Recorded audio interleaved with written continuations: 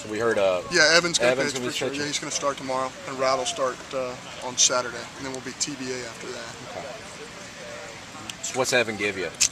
Well, again, I've said many times, he's our guy. He's our hottest guy right now. When you look at the breaking ball, change-up, and the fastball, and really his ability to locate. If you take the one inning, take the ninth inning out of his performance in Atlanta, it's a pretty daggum good performance. So we feel very comfortable. He's going to be able to throw in the strike zone, and I think he and Nick really showed an ability to get to both sides of the plate, and that's what you have to do against a club like Florida because they're so efficient. They do such a great job. It's so easy to talk about as a coach. Hey, swing at the strikes and take the balls. Boy, is that difficult to have 9 guys who can do that. And I think Florida's 9 guys do that as well as anybody in the country. So it's a tremendous challenge. You have to show them that you can locate in and away. But Evans had some success doing that, especially his last 3 times out.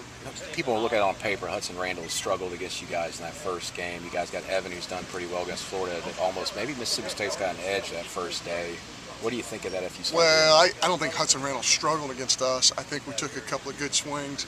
I think there were some marginal pitches that, if they're called strikes against us, could have ended innings. They were called balls. We advanced counts, and we got, hit some balls out of the ballpark. So, I think that guy is really good. I just think Hudson Randall, he's one of the quintessential guys. I read things that people say, well, he doesn't have a lot of strikeouts. My God, all that means is he's getting outs early in the count, which is a coach and a defense. That's exactly what you want. He is one of the best guys in our league. I love his tempo. I love the way he pitches. And, we got to hope that he doesn't have full command of his arsenal tomorrow. And I think if he does, we're going to have to do some things to disrupt. If he doesn't, we're going to have to make it count. Some of the Florida players said that they thought that the turning point for them in the postseason was that game against you guys when they came back from behind. I mean, how important is that for a team that they could show that they can come from behind, that kind of can propel people? Yeah, I think, I kind of look at the Alabama game for us. We lost 2 really close games against Alabama.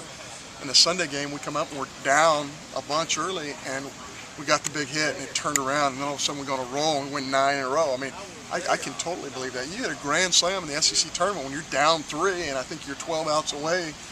That's a huge swing, especially the way it happened. Ball starts out foul, and then it comes fair, and boom, they're right back on it and play, great baseball the rest of the way. So yeah, I can totally buy into that because, this game, there's, you can hit balls hard and get out. But the fact that ball left the ballpark for him, that was a big play. So bring back memories coming back here. I know you've been back here before with Kentucky and Mississippi. Oh, sure. I learned so much.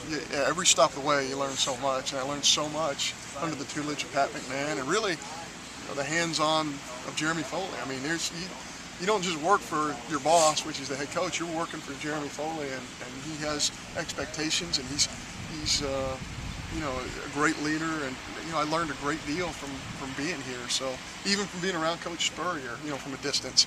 I remember walking up there one day early on, watching football practice in my practice uniform, and a security guard escorted me and says, "You're not allowed to watch football practice." So, I learned a lot there. But yeah, it was a great experience for me. Greg McGarity was super here. Chip Howe. The whole administration, Jamie McCluskey. It was wonderful to be here. And again, it's just a great learning experience. When you come from a place like Northwestern Louisiana to the University of Florida, you learn the full gamut of, the college experience in coaching. So it was, it's great to come back. So is it kind of fitting in a way that this is kind of, your last stop before Omaha to be back here where you learned so It would much? be very fitting if, I didn't feel like Florida was the best team in the country right now. They're really good. I've said all along, I think Vanderbilt has the best pitching staff in college baseball. I think Florida has the best team in college baseball. They're really good, and I really give a lot of credit to Sully and his whole staff, the way they put this together. One of the keys at being at the University of Florida is holding on to recruits, and not having guys sign on yet. That's true of every place in the SEC, but especially at Florida. It's not just coaching. It's being able to get that 5th rounder, that 4th rounder, 2nd rounder, whatever, to show up on this campus. And there's a lot of times you don't have full control of that. So, I give a lot of credit to the Florida staff for being able to master that. Because if you don't master that part, the bunting, the locating, none of that matters. You got to get the right guys on the field, and they certainly have done that. It's the type of team you got to be real aggressive with. I think you really got to analyze what's going on the mound, and you have to do what they're giving you.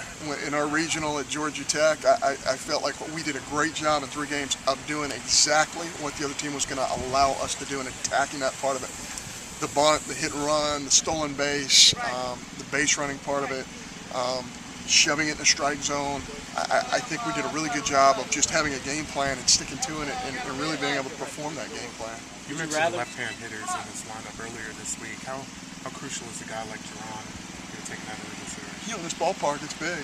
It's twofold. Number one, he covers so much ground in the outfield, and 2, you know, the right side can play very small. It can play very big. You know, having coached here, I know it can fool you. You take BP, and I was telling our players this ball can run out of there, and then all of a sudden it doesn't. You know, it's the same way when I went to Kentucky. But yeah, I think Jerron's going to be a huge factor for us this weekend. If you could just give me an idea of his evolution from last year to now. I know he had some inconsistencies in and out of the lineup last year. Well, he's a much more confident player. He has a much better game plan, and I think he's matured in every aspect, and I'm just so proud of what he's been able to do because he's done it all on his own. I mean, he has made conscious decisions that he wants to be a better player, and he is a much better player right now. Go ahead, man. Taking away the fact that you're playing Florida, you said might be the best team in the country. Is it better, do you prefer as a coach to be playing a team at this point that you have some familiarity with, or would you rather be playing a team that you have, you know, nothing I think that's a great question. I think as a coach you can drive yourself crazy kind of analyzing the other club to death. I think you got to make it into something very simple. In fact, I was talking to my wife Nell earlier, and I said this to me is a lot like the U.S. Open, you know, playing Florida, in that I've been to the U.S. Open one time, and nothing is forgiving. Like, the course gives you nothing. The way that they do the grass and the fairways, you know, you're not going to have great scores. Florida's not going to give you anything. You know, they're not going to walk you. They're not going to give you errors. You have to go out and you have to earn it. And sometimes it's a very boring, just like the U.S. Open. You know, sometimes folks win the U.S. Open with even par or 1 under. You know, you have to play a very boring, you know, consistent style against this club because they're not going to give you anything. You have to get it yourself, and that's to me the mark of a good club. You're not firing at pins. What's that? You're not firing at pins on Sunday. It's difficult because they're not going to give you that walk or that error in front of that home run.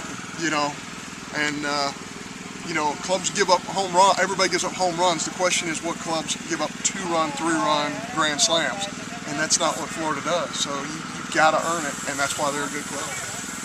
How do you describe it? I mean, are you going to maintain a certain level of aggressiveness in how you guys play? Absolutely, absolutely. You know, but again, it's what.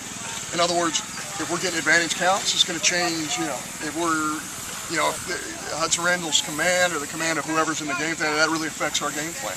But our kids understand our game plan and you know, the situation that it dictates. So you're aggressive to what the game when the game allows you to be aggressive.